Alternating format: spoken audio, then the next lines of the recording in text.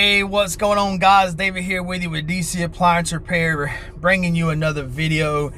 In this video, I just wanted to share my perspective on the appliance repair field. I want to give you the facts about the appliance repair field.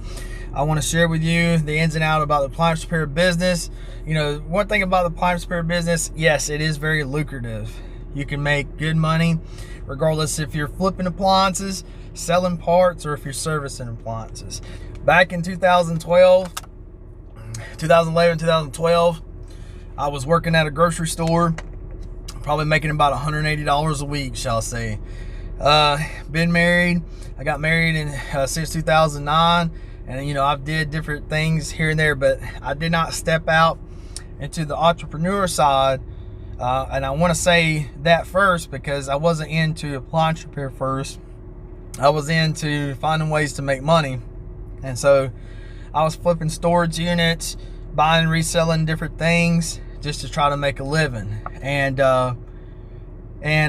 so I ran across this guy that was talking about flipping appliances, and he had a book, and I bought his book, and it wasn't just about flipping appliances, but it was about Craigslist and different things too as well.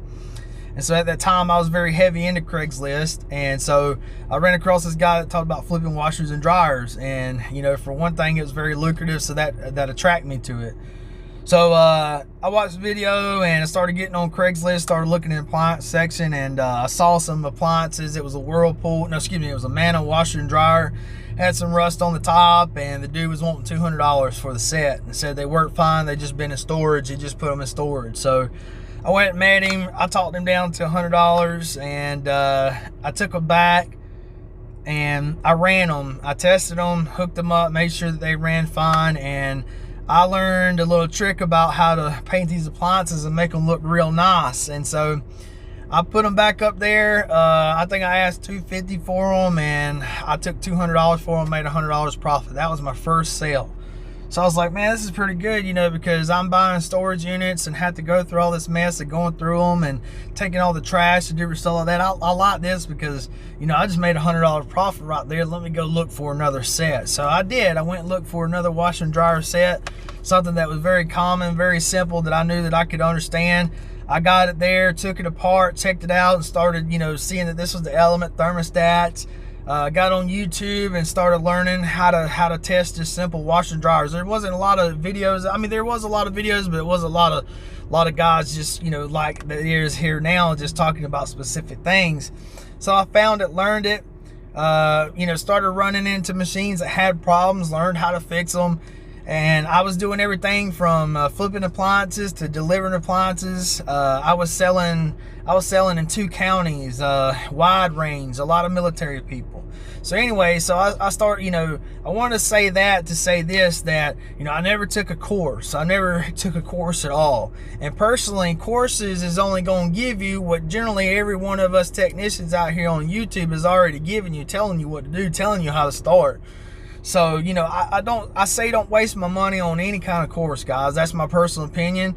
I got technicians that has come from courses, but yet they still in my chat group. And I'm not here to sell you my chat group. My chat group is available, and you guys can email me about that. But what I'm saying is after these courses, you know, there's a technical side that you're going to run into that course ain't going to give you, because you're not going to run into stuff until you get your hands on these appliances, until you start dealing with customers, till you start dealing with the public, and so forth. So let me get back to what I was saying. So I started flipping appliances, started doing real well with it. I had tips and tricks on how I was getting them and how I was running ads and how I was getting my inventory, but personally that got exhausting for me.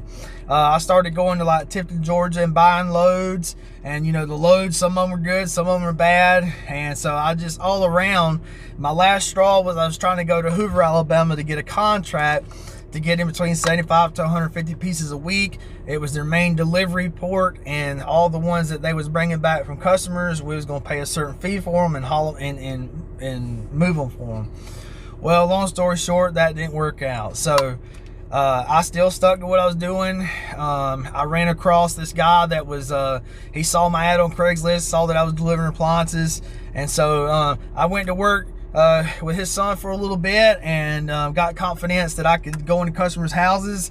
I learned a lot about refrigerators. I learned a lot of stuff, and I was only there for about 2.5 months, and I decided to go out on my own. And when I went out on my own, all that I knew was property management companies, property managers, and just trying to find all the managers, going to all the furniture stores I could, and just passing my card out, passing my name out, letting them know that I fix appliances. That's the only way that I knew for about the first 3 years. Like I said, I didn't know about warranty. Well, let me take that back. I knew a little bit about warranty, but the warranty company that I did get started with, they burnt me, and I had a bad taste in my mouth for warranty companies from then on until I learned other things. But with that being said, even though I was, full-time out on my own doing appliances and appliance repair, it wasn't easy, guys. It was slow. There'd be times the phone would ring, times the phone wouldn't ring. I was cutting grass, pressure washing houses, selling appliances, just trying to, making good money, but it wasn't easy money is what I'm saying. I was making good money, but there was times that it was hard. You think that you're going to get in this business and your phone's going to ring. People have no idea who you are. You understand what I'm saying? So I want to talk to the guys that maybe, I got a lot of guys that manage condos. I got a lot of guys that's in maintenance, and they maybe fix a few washers and dryers here and there on stuff, and and they want to get into this business. Well, let me tell you something. The advantage that you gonna have is that you are mechanically inclined, and that you know how to, the basics of appliances. You could get into these appliances and different stuff like that. There is a more technical side to appliance repair. There's a whole lot more technical side to appliance repair, because you have to be a technician, guys. Like you're in there dealing with customers, and you're dealing with that appliance, and you need to know how to be a tech, know how to handle customers, know how to properly diagnose this appliance, and so forth. So, but you'll get that. But I'm talking to the guys that are confident enough that they think that they can go out here and work on these appliances. So I want to stop you, and I want to say something and take something into perspective. Now, you could go get a warranty company, for guys that feel like that they've either one, they've been in appliance repair and they've been working with other companies, or two, they've tinkered with appliances and they feel confidence enough to go and, get a warranty company and learn from there. Well, let me tell you something about warranty companies. And let me tell you something that I experienced, because I know that I got technicians all over the country, and one company might not work for you. My warranty company that I suggest, or warranty companies that I suggest, they might not be popular in your area. They might only cover certain areas. Now, majority of areas, if you're not in a small town, you're in a large popular area where there's a few 100,000, and the warranty companies are jumping there, that's good. But how do you find out which warranty company is good? Well, I'm going to give you this. The best way to find out what warranty company is popular in your area is to contact a realtor, and contact multiple realtors. Find out what company are they selling on these homes, and are they selling any warranties to these new home buyers or whoever's buying the home. Because you want to find out that name, because if every one of you call, they're giving out that name, then that means that company is pretty popular in your area, and that is the one that you want to see about getting with. Okay, now getting with a warranty company is not going to make it easy, because they got a portal side that you got to handle. There's and this is where you're going to really get tuned in on business, paperwork side, and how they go about doing things. For a lot of people, this is where they can't do it. For me, I can do it. I've done it for a long time. I can handle the paperwork. I can be a technician, and I can run a business. But I'm in a whole different place now where I'm at, of transitioning. So this is where you need to be, okay? For that first year, for warranty, for one thing, this is what we always run into warranty companies. All customers want to get everything replaced. If you're thinking that you're just going to walk in there and get that appliance replaced, think again, because it's all a numbers game. If you're not out here properly diagnosing appliances and fixing these appliances, then your numbers is going to go up, because you're going to be replacing these appliances, and your numbers are going to go up, so therefore you're not going to be on the top of the list.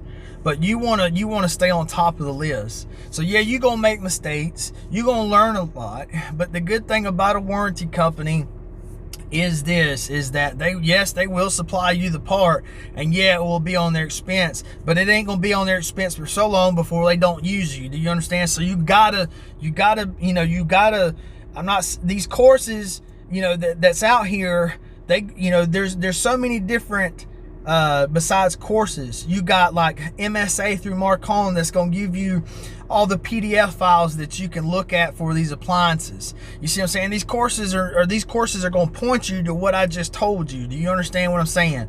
You got MSA, you got Appliance Samurai that's got tons of information. There's tons of PDF files and information that you could download to know how to troubleshoot appliances, to know how to get it in diagnostic mode, to know how to read error codes, to that machine telling you what's wrong with it, to how to properly check ohms and check resistance and on pin 1 and pin 12 and have the diagram and knowing how to read schematics. You got to learn how to read schematics. You got to learn how to read diagrams. You know what I'm saying? And I've got to a place now to where, yeah, I still pull it up, yeah, I still get it out, but I'm bam just to confirm and just to make sure I'm doing what I'm supposed to do. It's bringing me confirmation. You'll get to a place like that. You'll get to a place to where you can walk in and just hear appliance and generally know where to go to and where to fix it. But I want to say this: if you're that guy that's in that position, that's what you got to do. Now let's say you're a guy that's been working a full-time job and you got appliance, a nice side hustle on the side to where you're working for an appliance repair company and you're only taking on so many calls, and you're getting ready to transition. Well, let me tell you something. I'm gonna do a whole nother video just for you, because I'm gonna tell you this is a whole nother video in itself, because I'm gonna tell you where you need to be before you transition, and that's a whole nother video in itself. But I just want to bring the reality of, yeah, appliance repair is very lucrative. I love it. It provides for my family. But it's just like any other business, guys. There's levels to this. And just because you see these videos and just because you see all this content out there, I know that it's great. And that's why we put it out there, because, for one, it's about entrepreneurship.